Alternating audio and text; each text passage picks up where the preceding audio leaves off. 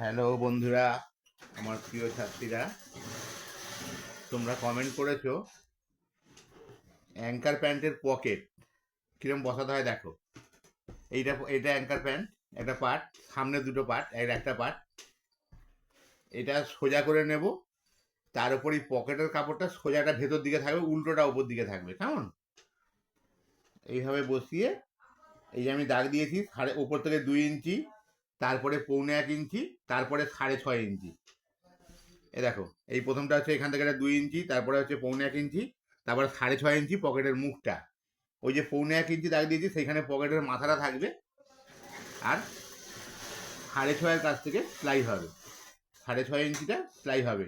সেলাইটা হবে 1/2 ইঞ্চি করে।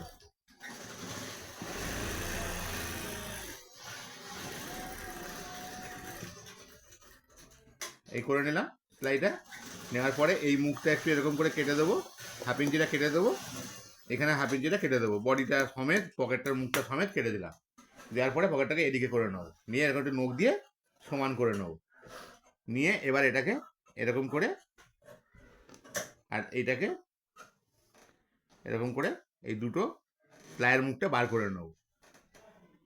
নিয়ে দেখো, এরকম সমান করে, দেখো এখানে এই যে এই 1/2 ইঞ্চিটা, এটা ওপর থেকে সেলাই হবে, এটা নিচু পর্যন্ত সেলাই হবে, এখান থেকে এটা সেলাই হবে না, এটা পকেটের মুখ থাকবে। এইটা দেওয়ার পরে এইটা 1/2 ইঞ্চি করে আবার একটা দূর থেকে সেলাই দিয়ে দেবো, পকেটের মুখটা যাতে উল্টে না যায়।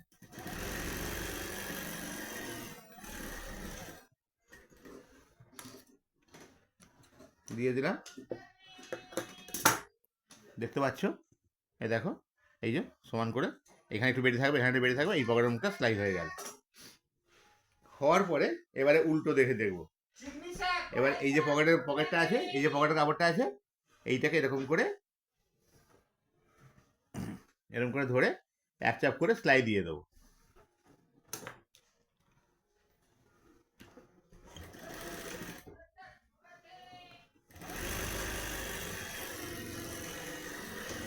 এই সেলাই দিয়ে নিলাম 1/2 ইঞ্চি করে, দিয়ে পকেটটাকে উল্টে নাও, এই সেলাইটা ভেতর দিকে ঢুকে যাবে।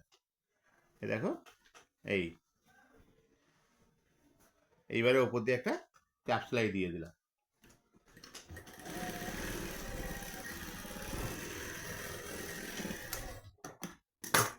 চাপ সেলাই দেওয়ার পরে এইবার এটাকে এরকম করে সমান করে নেব।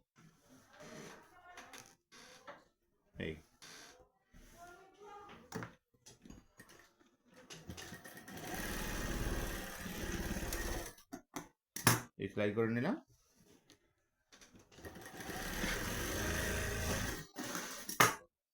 দেখো, আমাদের পকেট হয়ে গেছে।